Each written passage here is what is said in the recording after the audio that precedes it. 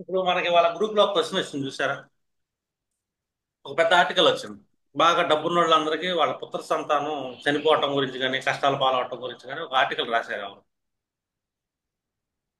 మీరు చదివే ఉంటారు ఆస్ట్రోమైట్స్ లో ఉంటే. ఇప్పుడు డబ్బున్న వాళ్ళందరికీ సంతాన దోషం ఎందుకు వస్తుంది అనేది మనం ఇలా క్లాస్ ఏంటంటే అష్టమ దృష్టి. క్లాస్ టైటిల్ టాపిక్ అష్టమ దృష్టి అనేది మోస్ట్ ఇంపార్టెంట్. ఎప్పుడైనా సరే కుజుడి యొక్క అష్టమ దృష్టి ఎంత డ్యామేజ్ చేస్తుందో ప్రతి గ్రహానికి అష్టమ దృష్టి ఉంటుంది. ఇప్పుడు ఒక మేష లగ్నాన్ని మనం ఎగ్జాంపుల్ గా తీసుకుంటాం. ఓకేనా? ఇది ఫస్ట్ హౌస్, ఇది ఫిఫ్త్ హౌస్, ఇది సెవెంత్ హౌస్. అంటే ఫిఫ్త్ హౌస్ లో మనకి ఎవరుంటారు? సంతానం. అర్థం? సెవెంత్ హౌస్ లో పార్ట్నర్.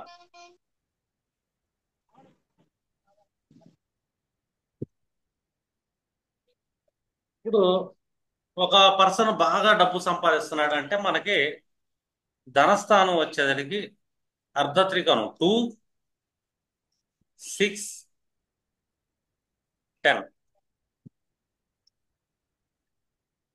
ఇది ధనస్థానాలు. అంటే అర్ధత్రికోణం ఎక్కువగా ఫైనాన్షియల్ మ్యాటర్స్ డీల్ చేస్తుంది.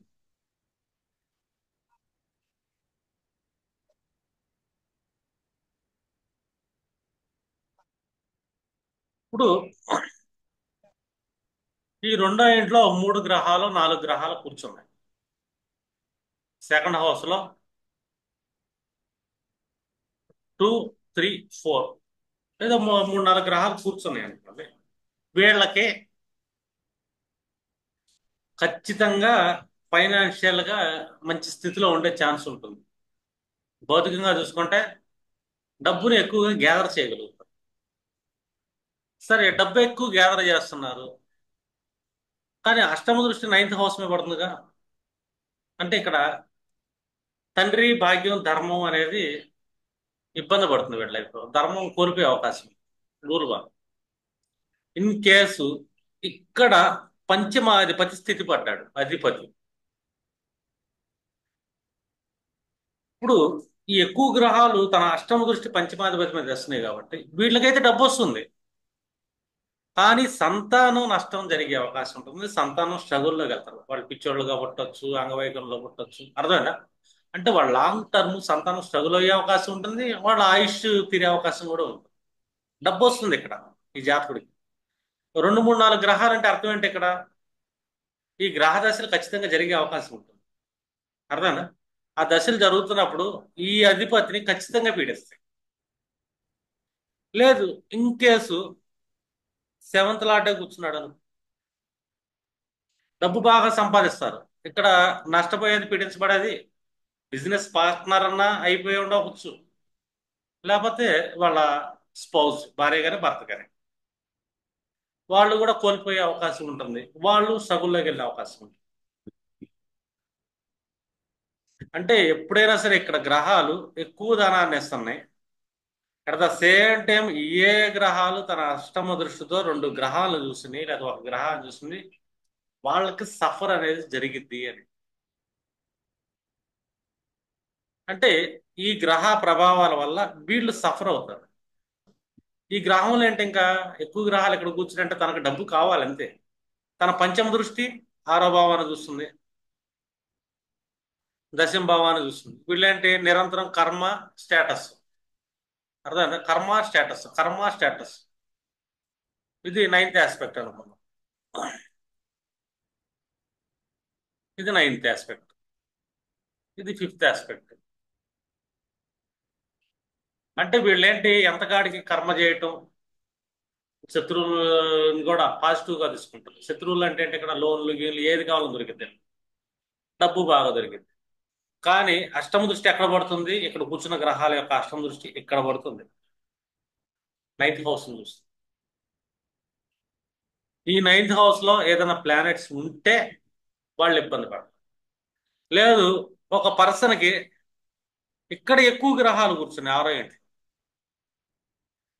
వీళ్ళు డబ్బు సంపాదిస్తారు, ఖచ్చితంగా సంపాదిస్తారు. ఇక్కడ ఎక్కువ గ్రహాలు ఉన్నప్పుడు అష్టమ దృష్టి ఎక్కడ పడుతుంది? లగ్నమే పడుతుంది. ఈ పర్సన్ సఫర్ అవుతాడు.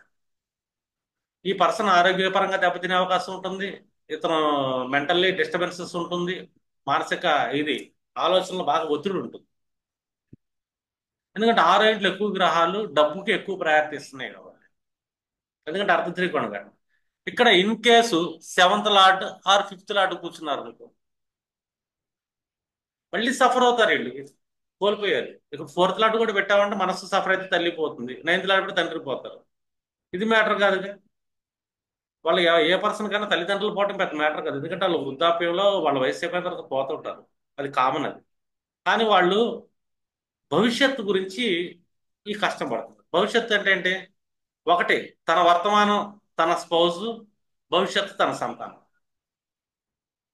ఈ భావాధిపతులు కూర్చుంటే లగ్నంలో, ఇక్కడ ఆరో భావంలో ఎక్కువ గ్రహాలు కూర్చుంటే ఈ పర్సన్ డబ్బుకి ఎక్కువ ప్రయారిటీ ఇస్తాడు. వీళ్ళు ఎక్కువ సఫర్ అవుతుంటారు. బిజినెస్ పార్ట్నర్స్ నష్టపోయే అవకాశం ఉంటుంది. వీళ్ళతో పార్ట్నర్షిప్ తీసుకున్న వాళ్ళు నాశనం అయిపోతారు.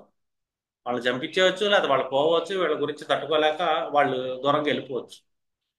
ఎందుకంటే వాళ్ళు అప్పుడు దాకా పార్ట్నర్ కొన్నారు, పెట్టుబడులు పెట్టారు, వాళ్ళు దూరం అయిపోతారు. ఆ లాభాలు కూడా వీళ్ళకే మళ్ళీ. ఎందుకంటే అష్టమ దృష్టి అనేది దాని మీద పడుతుంది. ఇతని పడుతుందని కాదు, ఇక్కడ కూర్చున్న గ్రహాలు పడుతున్నాయి. ఈ గ్రహాలు ఇది ఇస్తాయి, ద్వితీయాన్ని ఇస్తున్నాయి. అర్థమైందా? దాన్ని తీసుకెళ్ళిపోతుంది. దానికి సంబంధించిన లాంగ్ టర్మ్ సఫర్ అనేది ఇతను అనుభవించాలి. ఇక్కడ సఫర్ ఇస్తున్నాయి గ్రహాలన్నీ. ఇక్కడ ఉన్న ఏడో భావాధిపతి కానీ ఐదో భావాధిపతి కానీ అతని జీవితంలో వాళ్ళ సమస్యలు అవటం వల్ల ఈ జాతకుడికి అది లాంగ్ టర్మ్ సఫర్ కింద ఉంటుంది. ఇతను బతికిన వాళ్ళు ఏంటంటే ఆ రకమైన మానసిక పీడ ఉంటుంది ఇతనికి, ఆ వ్యక్తుల గురించి పైకి చెప్పుకోకపోవచ్చు, కానీ ఉంటుంది పీడ. లేదు, ఇన్ కేసు గ్రహాలు ఎక్కువ ఎక్కడ కూర్చున్నాయి, ఇక్కడ పంచమంలో కూర్చున్నాయి గ్రహాలు, ఏడో భావాధిపతి ఐదో భావాధిపతి కూర్చున్నారు. మళ్ళీ ఇక్కడ భార్య కానీ లేదు, సంతానం లేదు, ఇద్దరు. రెండు కూర్చుంటే ఇద్దరు. కానీ ఈ గ్రహాలు మళ్ళీ పంచమ దృష్టి ద్వితీయాన్ని చూస్తుంది, నవమ దృష్టి షష్టాన్ని చూస్తుంది. అర్ధ త్రికోణానికి డోకా లేదు. బాగా ఫైనాన్షియల్ సంపాదించిన వాళ్ళు, అర్థమైందా, వాళ్ళకి గ్రహాలన్నీ 2 6 10లో ఎక్కువ గ్రహాలు కూర్చుంటాయి. వాళ్ళు ఫైనాన్షియల్లీ స్ట్రాంగ్ ఉంటారు. ఆయే గ్రహాలు తన అష్టమ దృష్టి ఏ గ్రహం మీద వేసిందన్నది చెప్పండి. వాళ్ళ బాగా సంపాదిస్తున్నప్పుడు కన్నబిడ్డలు చనిపోతున్నారు అనుకో, ఇప్పుడు ఏడో గ్రహం కూర్చుంది ఇక్కడ. ఏడు అనగానే మనం అంటే ఇక్కడ భార్య అవ్వచ్చు, లేకపోతే సెకండ్ సంతానం అని అవ్వచ్చు. లేదు, పంచమాధిపతి కూర్చున్నాడు, మొదటి సంతానం సఫర్ అయిద్దని చెప్పాలి. అర్థమైనా? నైన్త్ లార్డ్ కూర్చున్నాడు, తృతీయ సంతానం సఫర్ అయిద్దని చెప్పాలి. తండ్రే కాదు, తృతీయ సంతానం కూడా సఫర్ అయింది. అంటే ఇద్దరు ముగ్గురు నలుగురు పిల్లలు ఉంటారు కదా, వాళ్ళలో ఒకళ్ళు సఫర్ అవుతారు. లేదు, అర్థమైందా? ఇదంతా పక్కన పెట్టేద్దాం.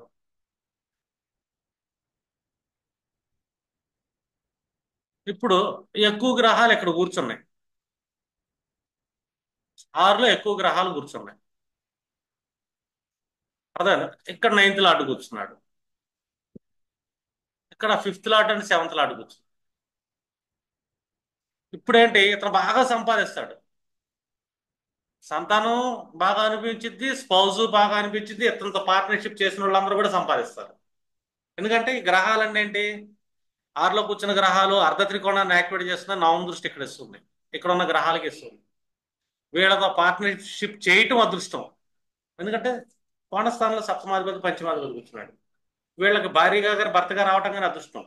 ఇక్కడ నైన్త్ హౌస్, తండ్రి సఫర్ అవుతాడు, ధర్మం సఫర్ అయింది. ఇన్ కేసు థర్డ్ సంతానం సఫర్ అయింది, వీళ్ళకి మూడో సంతానం పుడితే వాళ్ళు సఫర్ అవుతారు. సేమ్ లాజిక్ అంతే. ఇక్కడ 10th లో కూర్చున్నాయి గ్రహాలు ఎక్కువ, దీనికి అష్టం భావం పంచమం. ఇక్కడ వీళ్ళిద్దరు బాగుంటారు, ఇక్కడ 9th లో కూర్చున్నారు, వాళ్ళు సఫర్ అవుతారు. అర్థం? లేదు, 10th లార్డే కూర్చున్నాడు ఇక్కడ, ఇతర పైన అథారిటీస్ గవర్నమెంట్ పీపుల్ ఎవరిని ఉండాలనుకోండి, వాళ్ళు సఫర్ అవుతారు, అధికారులు వీళ్ళ దెబ్బకి. ఈ వ్యాపారస్తుడి దెబ్బకి గవర్నమెంట్ అధికారులు సఫర్ అవుతుంటారు అంటే అర్థం ఏంటి? ఒకటి జాతకంలో ఏ ఏ భావంలో గ్రహాలు కూర్చున్నా ఆ భావం నుంచి అష్టమ భావంలో 10th లాట్ కూర్చున్నాడా, లేదా సూర్యుడు కూర్చున్నాడా, అష్టమ భావం. ఎక్కువ గ్రహాలు ఇక్కడ ఉన్నాయి, దానికి అష్టమ భావంలో సూర్యుడు కూర్చుంటే గవర్నమెంట్ ఆఫీసర్, గవర్నమెంట్ వాళ్ళు సఫర్ అవుతారు వీళ్ళకున్న దీన్ని బట్టి. అర్థమైందా? అధికారులు కూడా సఫర్ అవుతారు, రోడ్డు మీద పడతారు అధికారులు కూడా వీళ్ళకి సహాయం చేస్తే. వీళ్ళకి పర్టికులర్గా వీళ్ళకి సహాయం చేస్తే వీళ్ళ దాంట్లో ఈ అధికారులు ఏలు పెడితే ఇతని జాతక ప్రభావం అధికారులు తొక్కేసింది, ఎందుకంటే ఇక్కడ ఎక్కువ గ్రహాలు కూర్చోం. లేదా పంచమంలో బాగా ఎక్కువ గ్రహాలు కూర్చున్నాయి. 12లో ఏ భావాధిపతి కూర్చున్నాడు అని, ఈ 12లో పంచమాధిపతి కూర్చున్నాడు, సూర్యుడు కూర్చున్నాడు ఇక్కడ. ఇక్కడ ఎక్కువ గ్రహాలు కూర్చున్నాయి. ఇక్కడ ఎక్కువ గ్రహాలు ధనాన్ని ఇస్తాయి అంటే ధనాన్ని పెద్దగా ఇవ్వవు. అర్థమైందా? ఈ గ్రహాలన్నీ లగ్నాన్ని చూస్తున్నాయి, 9th చూస్తున్నాయి. అంటే ఏంటి ఇక్కడ లగ్నం అనగానే ఈ పర్సన్కి నేను అనే తత్వం బాగా పెరిగింది. 5వ ఇంట్లో ఎక్కువ గ్రహాలు కూర్చున్నా, 9వ ఇంట్లో ఎక్కువ గ్రహాలు కూర్చున్నా ఈ పర్సన్కి నేనే అనే తత్వం ఆ పర్సన్కి బాగా పెరిగింది. ఈ నేనే అనే తత్వంతో ఇక్కడ సూర్యుడు కూర్చున్నాడు అష్టమ భావంలో. సంతానం, ప్రథమ సంతానం ఇబ్బంది పడింది. అర్థమైందా? తండ్రి ఇబ్బంది పడతారు కారకత్వం. లేదా మూను కూర్చున్నాడు, తన పీస్ ఆఫ్ మైండ్ డిస్టర్బ్ అయింది, తల్లి ఇబ్బంది పడింది అష్టమ భావం. ఇలా సన్ను కూర్చున్నాడు, ఇది మార్స్ కూర్చున్నాడు. అర్థమైందా? ఇతనికి ఊళ్ళో వాళ్ళందరితో శత్రుత్వాలు పెంచుకుంటాడు, కమ్యూనికేషన్ మొత్తం మాట్లాడితే చేత కాదు, కనిష్ట సోదర వరకు ఇబ్బంది పడింది. లేదా గురుడు కూర్చున్నాడు, జూపిటర్, అగ్ర సోదర వరకు ఇబ్బంది పడింది ఇతని వల్ల. 9th అండ్ 12th లాంటి కూడా ఇబ్బంది పడతారు. 12th లో అత్త ఉందనుకో, అత్త ఇబ్బంది పడింది. 9th లో తండ్రి ధర్మం ఇబ్బంది పడింది. ఇక్కడ గురుడు కూర్చుంటాడు. రెండోది ఎవరు గురుడు ఇక్కడ కారకత్వం, ఫ్రెండ్స్ కారకత్వం, అగ్ర సోదర వర్గం, సోదరి వర్గ కారకత్వాలు తీసుకుంటాడు ఆయన. అంటే ఈ పంచమంలో ఎక్కువ గ్రహాలు ఎక్కడైతే కూర్చుంటాయో ఆ గ్రహాల యొక్క అష్టమ దృష్టి ఏ భావం మీద పడుతుంది, లేదు ఆ భావంలో కూర్చున్న గ్రహాలు ఏంటి, ఇవి ఎక్కువగా సఫర్ అయ్యే అవకాశం ఉంటుంది. అంటే పంచమంలో కూర్చున్న గ్రహం దేన్ని పెంచుతుంది? జ్ఞానాన్ని పెంచుద్ది, నేను అనే తత్వాన్ని కూడా పెంచుద్ది. ఎక్కువ గ్రహాలు కూర్చుంటాం అంటే అర్థం ఏంటి? ఎక్కడ ఒకటి గమనించండి, ఎప్పుడైనా సరే ఎక్కువ గ్రహాలు అనగానే వాటిలో అశుభ గ్రహాలు ఖచ్చితంగా ఉంటాయి. మనకుండే 2 శుభగ్రహాలు, అందులో ఒకే ఒక శుభగ్రహం గురుడే. అర్థమైనా? ఎక్కువ గ్రహాలు అంటే శనికేతులు వచ్చి కూర్చోవలసిందే, లేదా రాహు అన్న వస్తాడు, లేదా కేతు అన్న, లేదా లోపలైతే వస్తారు. 4 గ్రహాలు వచ్చినాయంటే ముగ్గురు ఆళ్లే కూర్చుంటారు, ఒక్కడేం చేయలేడు. అర్థమైందా? ముగ్గురు ఆ పర్సన్ కూర్చున్నప్పుడు అక్కడ ఆ పర్సన్ ఏంటంటే ఎట్లాగైనా సరే మనం సాధించాలి అనుకుంటాడు. 2 6 10లో కూర్చుంటే ఎట్లాగైనా సరే ధనాన్ని సంపాదించాలి, కీర్తి ప్రతిష్టలు కావాలి అనుకుంటాడు. ఈ ప్రాసెస్ లో తన అష్టమ దృష్టి ఏ భావం మీద పడుతుంది? 6వ భావంలో కూర్చుంటే తన మీదే పడుతుంది, తన వ్యక్తిత్వం మీద పడుతుంది, తనే సఫర్ అవుతాడు.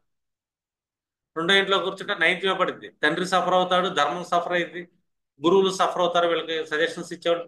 లేదు ఇన్ కేసు ఆ భావంలో ఏదైనా గ్రహాలు కూర్చుంటే వాళ్ళు ఏ గ్రహాలు ఏ భావాధిపతులు అయ్యారు, అది ఇంపార్టెంట్, వాళ్ళు సఫర్ అవుతారు. ఎందుకంటే ఎక్కువ గ్రహాలు ఒక చోట కూర్చుంటే మీరు ఈజీగా ప్రెడిక్ట్ చేసేయచ్చు. 3 గ్రహాలు 4 గ్రహాలు కూర్చుంటే వాళ్ళ అష్టమ దృష్టి ఎక్కడ పడుతుంది అని. లేదు ఇందా క్లాస్లో మనం చెప్పుకున్నట్టు, అర్థమైందా? లగ్నాధిపతిని ఏ ఏ గ్రహాలు అష్టమ దృష్టితో చూస్తున్నాయి, లేదా లగ్న భావాన్ని ఏ ఏ గ్రహాలు అష్టమ దృష్టితో చూస్తున్నాయి, వాళ్ళు పాస్ట్ లైఫ్ నుంచి ఈ జన్మలో మన లగ్నాన్ని, మనల్ని హింసించడానికి వచ్చారు. లేదు మన చంద్రుణ్ణి అష్టమ దృష్టితో ఏ ఏ గ్రహాలు చూస్తుంది. ప్రతి గ్రహానికి కారకత్వాలు అంటే బుధుడు అంటే కారకత్వాలు చెప్పాము, గురు కారకత్వాలు చెప్పాము. ఇట్లా ప్రతి గ్రహానికి కారకత్వాలు అండ్ భావాధిపత్యాలు ఉంటాయిగా. ఆ భావాధిపత్యాలు మన ఇరుగు పొరుగు బంధువులు, అన్నదమ్ములు, అక్క చెల్లెలు వీళ్ళే కదా ఉండేది. వాళ్ళ వల్ల ఎవరు సఫర్ అవుతున్నారు అన్నది ఇంపార్టెంట్. మన చంద్రుమే పడింది, మన మనస్సు, మన తల్లి సఫర్ అయ్యింది వాళ్ళందరి వల్ల, మన బంధువర్గం వల్ల మన అమ్మ అవమానాల పాలవచ్చు. చతుర్థాధిపతి మళ్ళీ అదే వర్గం వల్ల మన తల్లి అవమానాల పాలవుతుంది, మనం మానసికంగా కూడా మనల్ని వాళ్ళు వేధిస్తారు. చుట్టుపోటు మాటలతో అవమానించడం. చాలా మంది అడుగుతారు, సార్ నన్ను ఎక్కువ మంది ఎందుకు అవమానిస్తారండి, నాకు ఎందుకు అవమానం జరుగుతుంది, నేను వాళ్ళకి చూపించాలి అంటాడు. చూపిస్తావు. ఎప్పుడు వస్తుంది, ఎప్పుడు చూపిస్తావు అంటే నువ్వు వాళ్ళని చూస్తావు కదా, నీ దశ వచ్చినప్పుడు చూపిస్తావు. ఆ చతుర్థాధిపతి దశ వచ్చినప్పుడు చూపిస్తావు. లేదా నీ లగ్నాధిపతి అష్టం చూస్తూ వాళ్ళని చూస్తున్నాడు అనుకో, అప్పుడు ఆ దశ వచ్చినప్పుడు నువ్వు వాళ్ళని చూపిస్తావు. వాళ్ళని నువ్వు పీడిస్తావు, నీ టైం అది. అప్పుడు దాకా వాళ్ళ టైం. కానీ ఆ ఈ గ్రహాలు వాళ్ళే కాదు, ఆ గ్రహాలు మన కర్మలు. మన కర్మలు మన జీవితంలో ఒక భావాన్ని తీసుకెళ్తానికి చూస్తాయి. తీసుకెళ్ళేది మన భవిష్యత్తు అనుకో, మనం పీడించబడం. మనం గతాన్ని తీసుకెళ్ళిపోతే మనం పెద్దగా పీడించబడం. మన గతం ఏంటి? మన తల్లిదండ్రులు మన గతం, మన తాత ముత్తాతలు మన గతం. వాళ్ళని తీసుకెళ్ళిపోయినాయి అనుకోండి ఆ గ్రహాలు, పెద్దగా పట్టించుకోం మనం. ఇప్పుడు రాహు అంటే ఏంటి? మనం డిఫాల్ట్ చూసుకుంటే తాత సైడ్ తీసుకుంటాం. అర్థమైంది? అంటే తండ్రి తాలూకు బంధువుల్ని రాహుగా తీసుకుంటాం. ఒక శుక్ర రాహు కాంబినేషన్ పడింది. మనం పుట్టాము. మనం పుట్టంగానే మన చంద్రుడితో పాటు ఇంకో రెండు మూడు గ్రహాలు కూర్చున్నాయి. చంద్రుడు యాక్టివేట్ అయిపోగా నాలుగు గ్రహాలను కూడా క్వాలిటీస్ని అబ్జర్వ్ చేసుకుంటాం. మనం పుట్టంగానే చంద్రుడి యొక్క అష్టమ దృష్టి శుక్ర రాహుల మీద పడింది అనుకోండి, నాయనమ్మ చచ్చిపోయే అవకాశం ఉంది మనం పుట్టిన తర్వాత సంవత్సరం 2 సంవత్సరాలు. లేదు, శని రాహుల మీద పడింది అష్టమ దృష్టి, మనం పుట్టిన సంవత్సరం మన తాత ఎగిరిపోతాడు అని నాన్న. శని కేతులు పడింది, అమ్మ వాళ్ళ నాన్న ఎగిరిపోతాడు. శుక్రకేతులు పడింది, అమ్మమ్మ ఎగిరిపోవాలి. అంటే ఆ గ్రహాల పీరియడ్ రాగానే యాక్టివేట్ అయిపోయినాక నాలుగు గ్రహాల ప్రభావం ఒకేసారి మనం పుట్టంగానే ఈ వ్యక్తిలో పడింది. ఇది మన గతం కాబట్టి మనం పెద్దగా పట్టించుకోం. ఏ పర్సన్ పట్టించుకోడు గతాన్ని. వయసు అయిపోయింది, వెళ్ళిపోయింది అంటారు. అర్థమైందా? ఇది హ్యూమన్ సైకాలజీ. కానీ మన భవిష్యత్తు ఉంటుంది కదా, మన సంతానం, మన మనవ సంతానం. అర్థమైందా? వీళ్ళు ఎగిరిపోతేనే మనకు బాధ, మనిషి పీడించబడతాం. ఇప్పుడు ఈ ఎక్కువ గ్రహాలు అష్టమృతితో ఏ భావాధిపతులు? సంతాన భావాధిపతుల మీద వేసింది. పంచభావం ప్రథమ సంతానం. అర్థమైంది, అర్థం కలదా? ఒక గ్రహదశ నడుస్తుంది. గ్రహదశ నడవంగానే వాటి అంతర్దశలు వచ్చినాయి. అంతర్దశల్లో కూర్చున్న గ్రహంతో ఎక్కువ గ్రహాలు కనెక్ట్ అయినాయి. 3 4 గ్రహాలు కనెక్ట్ అయినాయి. ఇప్పుడు అది దృష్టి ఇచ్చింది. ఇది పంచమాధిపతి కదా. గ్రహాలు రాగానే ఒకటి, కడుపులోనే చనిపోవచ్చు పిల్లలు అబార్షన్స్ రూపంలో. రెండు, పుట్టిన తర్వాత చనిపోవచ్చు. పుట్టిన తర్వాత చనిపోవడానికి కారణం ఏంటంటే ఇలా ఒక సంతానం కలిగింది, ఈ గ్రహదశలు రావడానికి కొద్దిగా లేట్ అయింది. 5 ఏళ్లకో 10 ఏళ్లకో వచ్చింది అది, లేదా 20 ఏళ్లకో వచ్చింది. అప్పుడు గ్రహదశ వచ్చినప్పుడు వాటిని తీసుకెళ్ళిపోతుంది. ఫస్ట్ లోనే వచ్చింది మనం ప్రెగ్నెన్సీ ప్లాన్ చేసే టైంలోనే, అప్పుడు అబార్షన్స్ అవుతాయి ఈ గ్రహదశలు ఒకేసారి అష్టం దృష్టి ఇవ్వటం బట్టి. అర్థమైందా, అర్థం కాలేదా? ఎందుకంటే అష్టమ దృష్టి మోస్ట్ ఇంపార్టెంట్. చాలా మంది నెగ్లెక్ట్ చేస్తారు. ఎందుకంటే అష్టమ దృష్టి నెగ్లెక్ట్ చేయకూడదు. ఇది 75% యాక్సెస్ ఉంటుందండి. కుజుడే అయితే 100% యాక్సెస్. కుజుడితో కలిపి 3 4 గ్రహాలు కూర్చుంటే, ఎక్కువ గ్రహాలు కూర్చుంటే కుజుడు ఉంటాడు ఖచ్చితంగా. కుజుడు తప్పించుకోలేడు. అర్థమైంది, అర్థం కాలేదా? ఆ 4 గ్రహాల్లో ఏ ఒక్క గ్రహ దశ వచ్చినా కూడా ఈ 4 గ్రహాల బలం వాటికి ఉంటుంది. వాళ్ళందరూ కలిసి కూర్చున్నారు కదా ఒక ఇంట్లో. ఒక ఇంట్లో కలిసి ఉంటున్నారండి నలుగురు, 4 గదుల్లో ఉంటున్నారు, ఒకే గుమ్మంలో ఉంటున్నారు. ఒక ఇంట్లో 3 గదులు ఉంటాయి, 3 BHK ఉంది. 4 వ్యక్తులు ఉంటారు. ఎవడో ఒక వ్యక్తిని ఇంట్లోకి వస్తారంటే అప్పుడే మీరు మాట్లాడుకోరు, ఎవరి కాళ్ళు గదుల్లో ఉంటారు. ఎవరి కాళ్ళు గదుల్లో అంటే ఒకళ్ళు 5 డిగ్రీలు ఉంటారు, ఒకళ్ళు 10 డిగ్రీలు ఉంటారు, ఒకళ్ళు 20 డిగ్రీలు ఉంటారు. ఒకే హౌస్ లో ఉండే 4 గ్రహాలు. కానీ 4 గ్రహాలు అష్టమదృష్టి ఒక చోట పడుతుంది. ఆ పర్సన్ వచ్చినప్పుడు ఈ నలుగురు కలిపి కొడతారు. అప్పుడు దాకా వాళ్ళు ఎవరి గదిలో వాళ్ళు ఉంటారు. సిచ్యువేషన్ వచ్చినప్పుడు నలుగురు వస్తారు. అర్థం కదా? ఒకడు వండాము, వంట వండంగా నలుగురు వస్తారు తినడానికి. అప్పుడు దాకా 4 గదుల్లో ఉంటారు. కిచెన్ లో అయిపోగా నలుగురు వస్తారు. అలా ఒక గ్రహం యాక్టివేట్ అవ్వగానే ఈ నలుగురు కూడా ఎలర్ట్ అయిపోతారు. ఒక గ్రహం యాక్టివేట్ అయింది కదా నిద్ర లేవగానే, మన ఇంట్లో కోడి కుయ్యంగానే నలుగురు లెగుస్తాం. ఎందుకంటే మన ఇంట్లో ఉంది ఆ కోడి, దాని దశ వచ్చింది. మిగతా 4 యాక్టివ్. ఈ నలుగురు ఒకళ్ళని చూస్తారు అష్టం దృష్టితో, వాళ్ళని కొలాప్స్ చేస్తారు. ఇదే నలుగురు పంచమ దృష్టితో ఒకళ్ళని చూస్తారు, నవమ దృష్టితో ఒకళ్ళని చూస్తారు, వాళ్ళు బాగా యాక్టివేట్ చేస్తారు. ఆ భావాలకి వృద్ధి ఎక్కువ జరిగింది.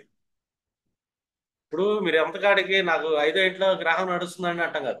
5 ఇంట్లో గ్రహం నడుస్తుందంటే మీ వ్యక్తిత్వం బాగా డెవలప్ చేస్తుంది అది.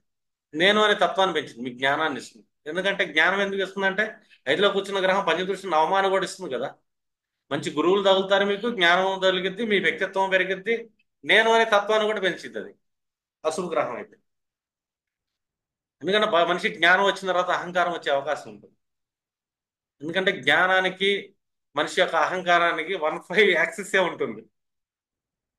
జ్ఞానం వాడికి అహంకారం ఉంటుంది, డిఫాల్ట్గా ఉంటుంది. ఎందుకంటే అది జ్ఞానంతో కూడిన అహంకారం, నాకు తెలుసు అని. ఇదే అష్టమ దృష్టి అవన్నీ పీడిస్తుంది.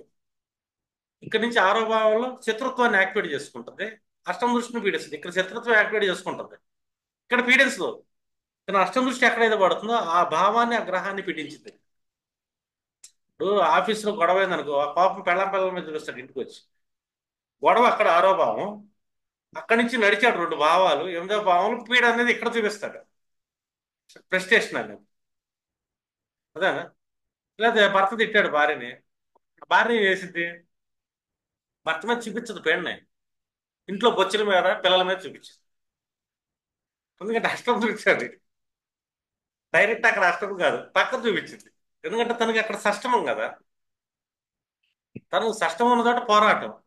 కానీ ఈ పోరాటంలో తన పీడను ఇంకో చోట చూపించింది. అష్టముష్టి మహాపీడ, మహా అవమానం. అర్థమైందా? ఒకళ్ళ మాట అంటే మనల్ని, మనం ఇంకొకళ్ళని మాట అంటాం, పీడిస్తాం. అంటే టైం రావాలి. అంటే ఇక్కడ నేను అనే టైము ఈ దశ రావాలి. ఏ పర్సన్ కన్నా టైం రావటం అంటే వాళ్ళ లగ్నాధిపతి దశ నడుస్తున్నప్పుడే వాళ్ళది టైం. అప్పుడు దాకా వాళ్ళది కాదు టైం. అర్థమైందా? మిగతా అంతా టైం ఏంటంటే కర్మలది టైం.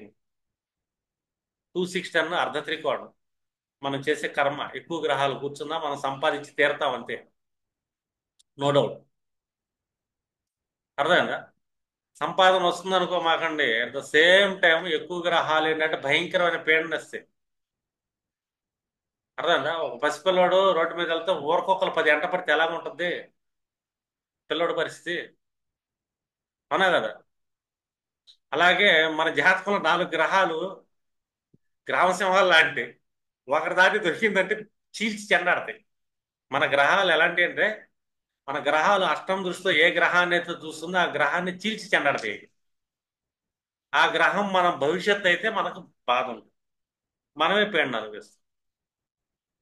మన గతం అంటే మనం పెద్ద పట్టించుకోం, అదో పెద్ద ఈవెంట్ లాగా తీసుకెళ్ళిపోతాం లైట్ గా. మీకు క్లారిటీ వచ్చింది అనుకుంటున్నా, ఎంతకన్నా క్లారిటీగా నేను చెప్పలేను కూడా అష్టమ దృష్టి గురించి. ఎందుకంటే సింపుల్ గా క్లారిటీగా చెప్పలేను, ఇక్కడే మీ కర్మలన్నీ ఉంటాయి. నేను బేసిక్స్ చెప్దాం అనుకున్నా, సీనియర్స్ క్లాస్ తీసుకెళ్లారు మీరు. బేసిక్స్ వాళ్ళు కొద్దిగా అర్థం చేసుకోండి, మీకు కావాలంటే క్లాస్. సార్ సార్ ఇక్కడ ఒక డౌట్. ఆ, చెప్పండి సార్.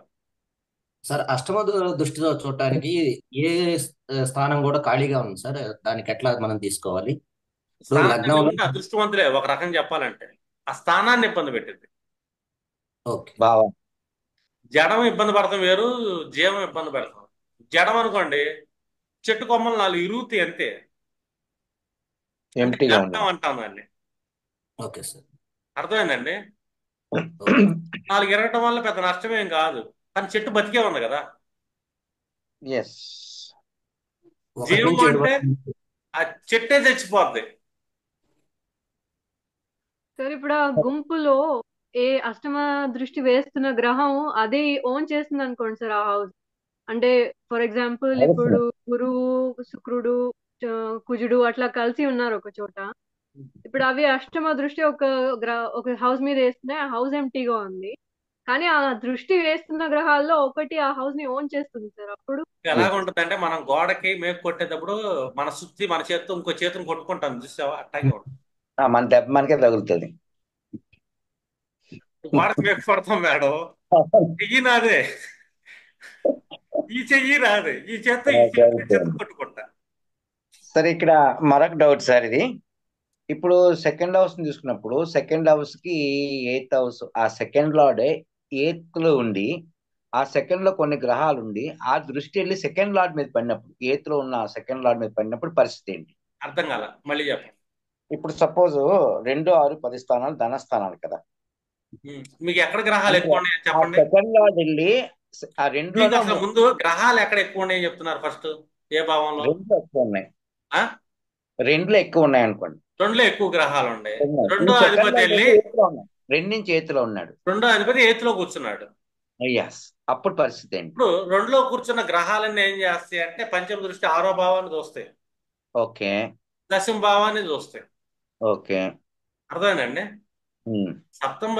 రెండో భావాన్ని అపోజిషన్ చేస్తుంది, పీడించట్లే. ఇక్కడ అష్టమ దృష్టి పడలా, సప్తమ దృష్టే పడుతుంది.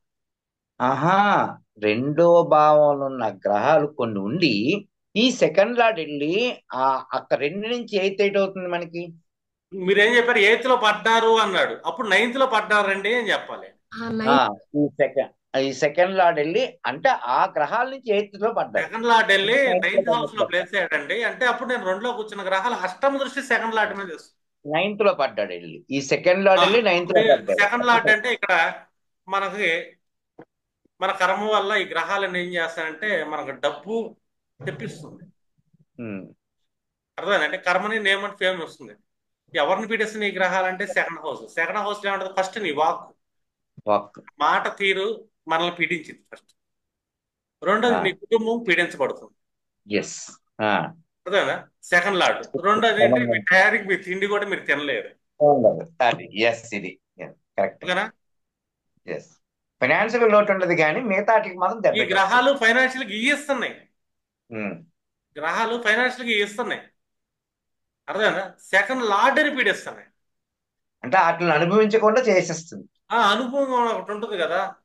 ఆ, ఈ గ్రహాలు చిన్నప్పుడే వచ్చినాయి అనుకోండి, అవును. బాల్య జీవితం సెకండ్ హౌస్ లాంటి ఎవరు బాల్య జీవితానికి ఆధిపత్యంగా అవును. బాల్య జీవితాన్ని పీడిస్తాయి అని చెప్తారు. తర్వాత ఇతను అంటే తిండికి తినడానికి దొరకనీయకుండా పీడిస్తాయి అంట. అన్ని ఉన్న అల్లు ఇతను నోట్లు వయసు వచ్చాక ఇతను సంపాదిస్తాడు, అప్పుడు తినలేడు. తినలేడు. అంతే కదా.